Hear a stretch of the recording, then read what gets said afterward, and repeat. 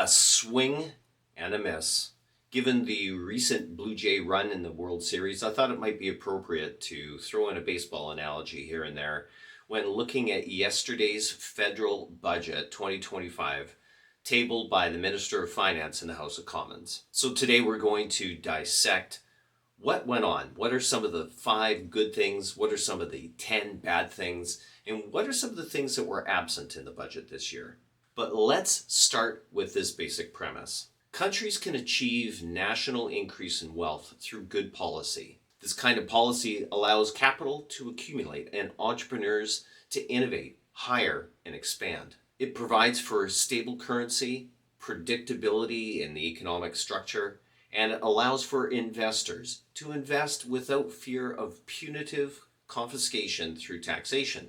On the other hand, countries that create mediocrity do so out of bad policy. Policies of dirigism, policies that undermine the ability for entrepreneurs and investors to accumulate capital. Policies of central planning that remove the incentives for entrepreneurs to be able to unleash the production of goods and services in the marketplace. Yesterday's budget by the Liberal government is of the second nature, that of mediocrity. $1 trillion spending plan over a 5-year period, moving into an era over the next 5 years of increased deficit spending, interest payments, and massive central planning and control. Now, it's true that Mark Carney, the Prime Minister of Canada, has a background in economics and central planning through monetary policy with the Bank of Canada. But just because one has a degree or a doctorate in economics doesn't make it objective mathematics. The reality is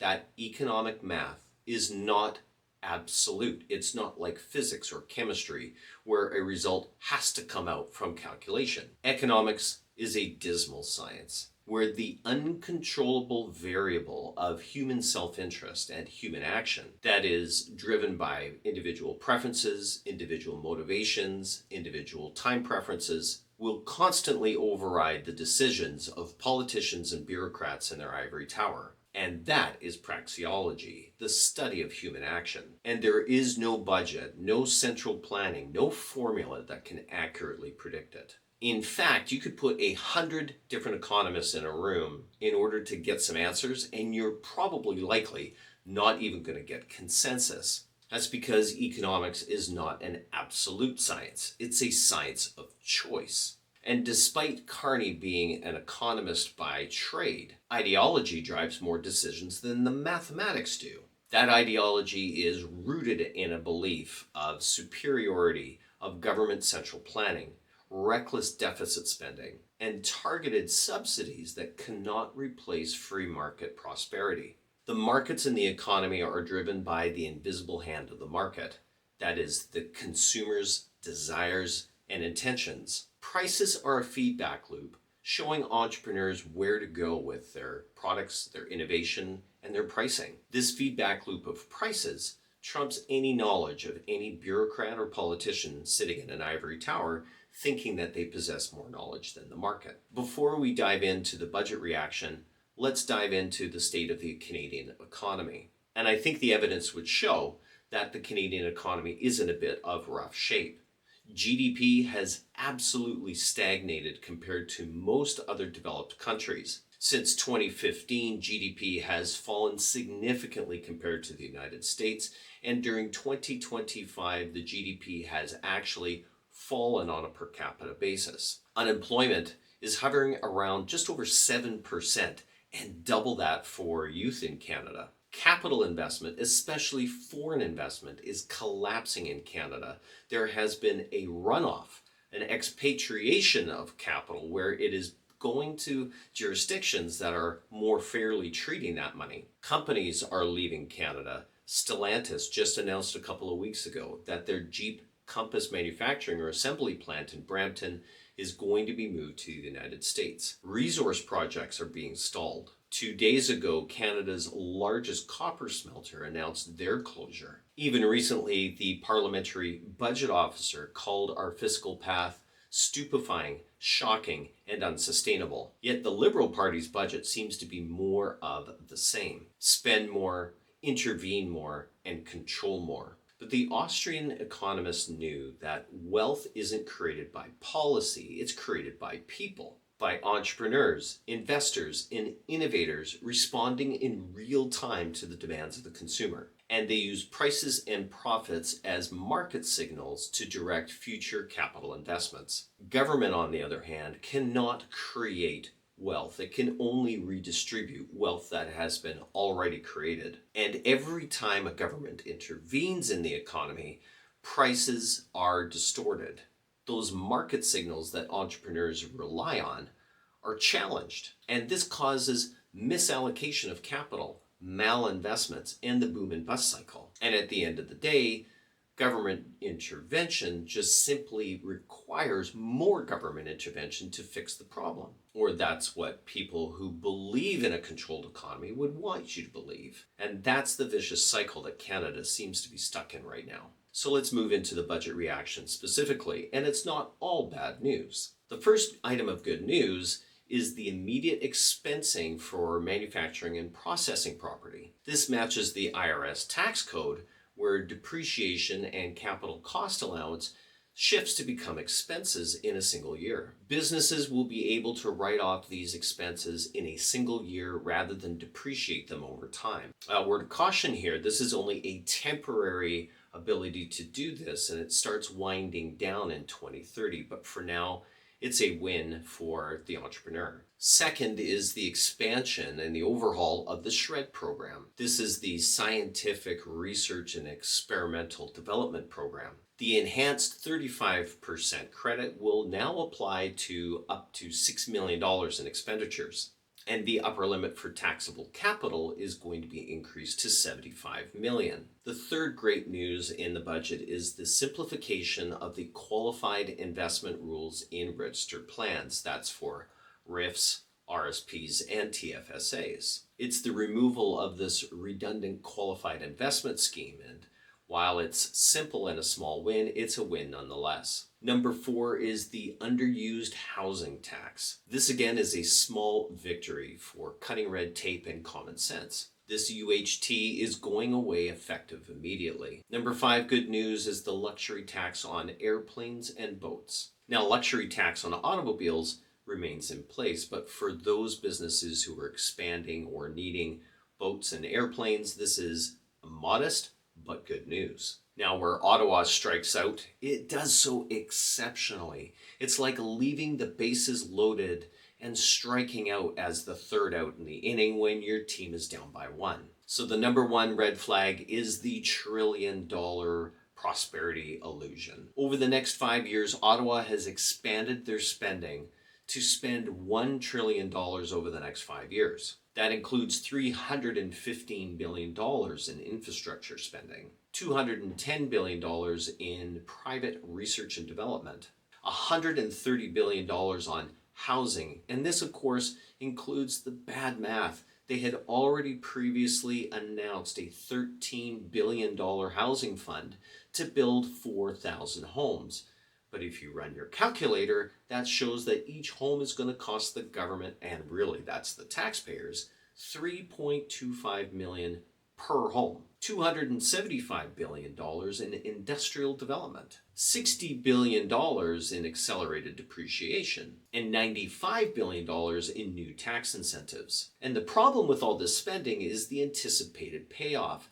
According to the Minister of Finance's speech yesterday, the average Canadian is only going to see a wage increase, a presumed wage increase of $3,000, and it will create an extra $15 billion in tax revenue. That's going to take decades to pay off. The number 2 red flag is the spending and the deficits. Halfway through fiscal 2025, and they've announced an almost $80 billion deficit this year. But wait, there's more. A $65 billion deficit next fiscal year and a $56 billion deficit in the year following. And of course, the interest on this debt is going to soar too. It's already currently at $56 billion in interest payments that gets diverted from other social spending programs. Now remember that $56 billion is not even making the minimum payment. That's only making the interest payments on the outstanding debts. Number 3 is euphemisms and rhetoric. Ottawa is splitting operating spending and capital spending. And the Minister of Finance claims that the operational spending of the government will be balanced by 2028 2029. So it's like saying one half of your balance sheet is going to be a mess and the other half is going to be balanced. And that really doesn't matter because debt is debt. And this is the laughable spend less to invest more rhetoric. Renaming debt as either operational or capital spending is irrelevant. And unfortunately, it's a sleight of hand that's going to work on the uninformed. The minister in his speech yesterday talked about all these fiscal anchors of balancing operational expenses, but it's totally meaningless if the rest of your balance sheet is rooted in fiscal irresponsibility. Number 4 red flag is a transfer pricing crackdown. Now, this speaks to the transfer pricing documentation and compliance on businesses where their window is going to shrink to 30 days. And this is coupled with the threshold rising to $10 million.